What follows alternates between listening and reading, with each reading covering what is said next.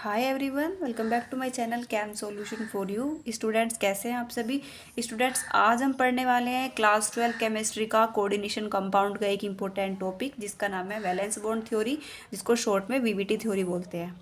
चलिए शुरुआत करते हैं। सबसे पहले देखते हैं कि वैलेंस बॉन्ड थ्योरी है क्या। स्टूडेंट्स, वैलेंस बॉन्ड थ्योरी जो थी ये लिनियस पॉलिंग ने 1931 में दी थी। और इसमें होता क्या है फ्रेंड्स, मैं आपको बता देती हूँ। मान लीजिए ये एक कंपाउंड है, आप देख सकते हैं यहाँ पर ये एक कंपाउंड है K4FeCN6। ये आपको पता है मेटल होती है, ये आपको पता है लिगेंड होती है। तो फिलहाल इसका कोई काम नहीं है, आप इतना देखिए। तो मेटल और लिगेंड, तो फ्रेंड्स ये होती क्या है वैलेंस बॉन्ड थ्योरी। इसके अंदर जो आपके पास ये मेटल होती है, यहाँ पर जो ये मेटल है, वैलेंस बॉन्ड थ्योरी के अकॉर्डिंग हम कोऑर्डिनेशन कंपाउंड में उपस्थित मेटल जो होता है उसका इलेक्ट्रॉनिक विन्यास, उसकी स्ट्रक्चर ज्यामिति, उसका बॉन्ड कितने बने हैं, कौन सा बॉन्ड बना है, या फिर चुंबकीय गुण, संकरण आदि के बारे में पता लगाते हैं। अब कुछ पॉइंट्स हैं वैलेंस बॉन्ड थ्योरी के जो कि इंपॉर्टेंट है, आपके लिए पढ़ना बहुत ज़रूरी है। पहला पॉइंट देखते हैं, ध्यान रखिएगा। सबसे पहले मेटल जो होता है वो अपनी ऑक्सीडेशन स्टेट के अनुसार इलेक्ट्रॉन त्यागता है। मीन्स सबसे पहले पहला पॉइंट क्या होगा कि हमें जो हमारा कोऑर्डिनेशन कंपाउंड है ये फेरस है, सबसे पहले हमें फेरस की ऑक्सीडेशन स्टेट निकालनी होगी, फर्स्ट पॉइंट। सेकंड पॉइंट की बात करते हैं, मेटल के खाली ऑर्बिटल्स यानी कि एसपीडी, इनमें से जो भी खाली ऑर्बिटल होगा वो संकृत होकर मीन्स हाइब्रिड होकर संकृत कक्षक बनाते हैं। अब आपको पता है कि जो मेटल है हमारा, ये हमारी मेटल है, इसके पास खाली ऑर्बिटल होंगे तो वो हाइब्रिड होकर संकृत होकर कक्षक बनाएंगे, नए कक्षक। थर्ड पॉइंट देखते हैं, धातु को लिगेंड द्वारा लोन पेयर देने के बाद दोनों के बीच में एक बॉन्ड बनता है जिसको बोलते हैं उपसह संयोजन बॉन्ड, जिसको इंग्लिश में बोलते हैं कोऑर्डिनेट बॉन्ड। जैसे कि अब आप देखिए ये मेटल है, ये लिगेंड है, तो जब लिगेंड मेटल को एक लोन पेयर डोनेट करता है तो इनके बीच में जो बॉन्ड बनता है इसको बोलते हैं कोऑर्डिनेट बॉन्ड, जिसको उपसह संयोजन बॉन्ड बोलते हैं, उपसह संयोजन बंध।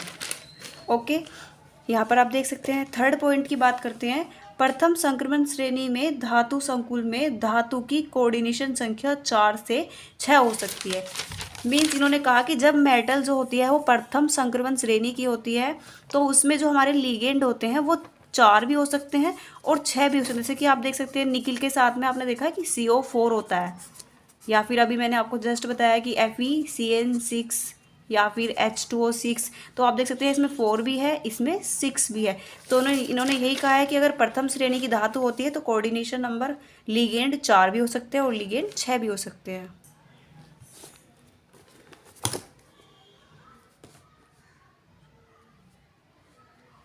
वो हुंड के नियम के विरुद्ध होगा। मैं आपको समझा देती हूँ, एक बार देखिए।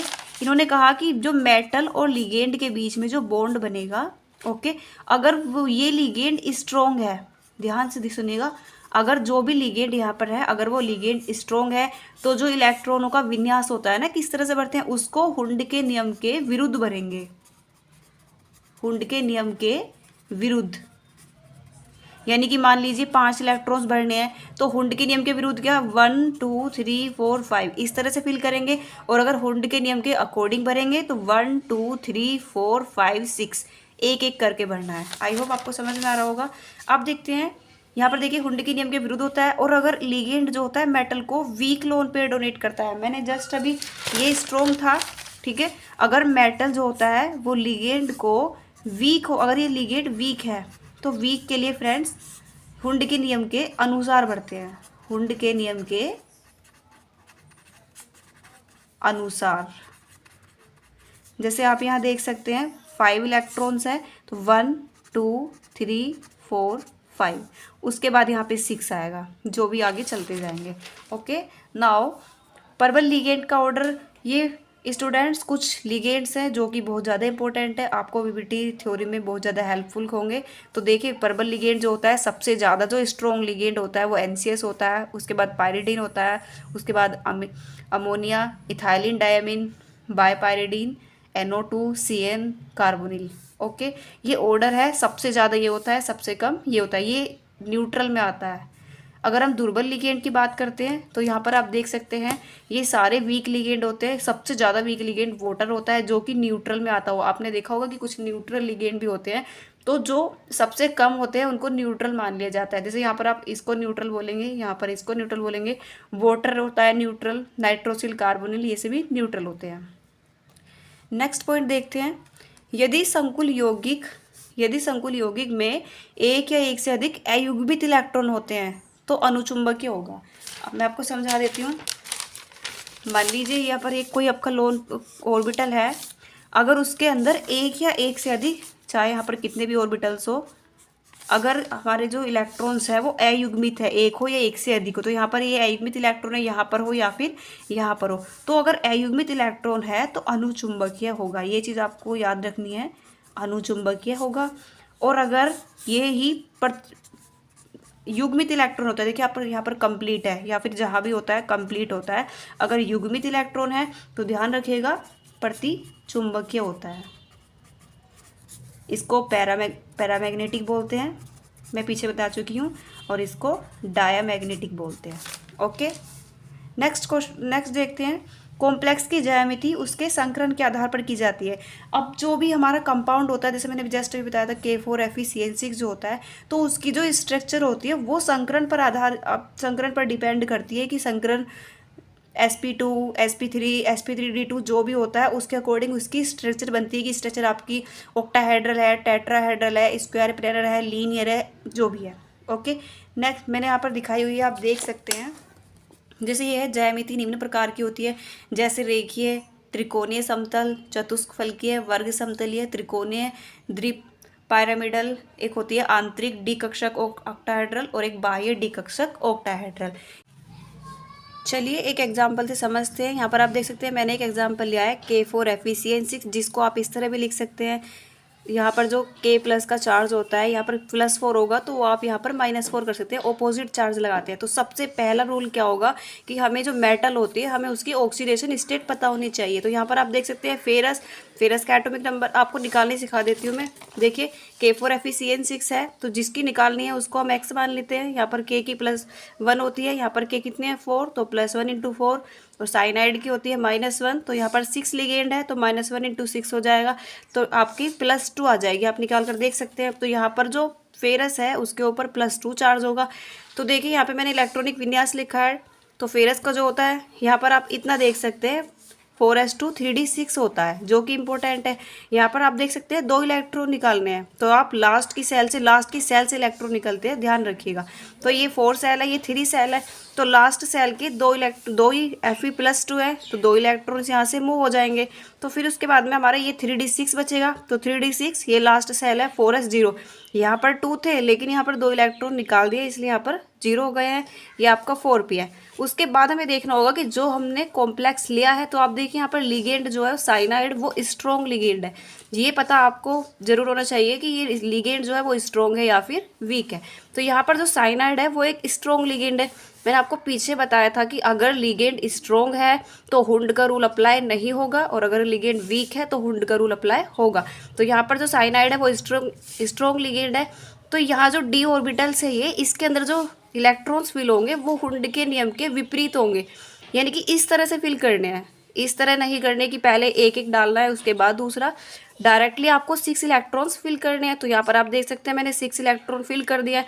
उसके बाद अब आप देखिए कि साइनाइड के पास कितने लिगेंड है 6। इसका मतलब है कि हमें 6 ऑर्बिटल खाली चाहिए इलेक्ट्रॉन्स फिल करने के लिए। तो अभी आप देख सकते हैं यहाँ पर 3 थे, तो हमें अभी 3 ऑर्बिटल्स और चाहिए, तो उसके लिए हमने आगे के 3 ऑर्बिटल लेने पड़ेंगे। तो हमने आगे की सेल लिया 4p, 3d के बाद 4p होते तो हमने यहाँ पर 4p ली। अब आप देखिए 1 2 3 4 5 6।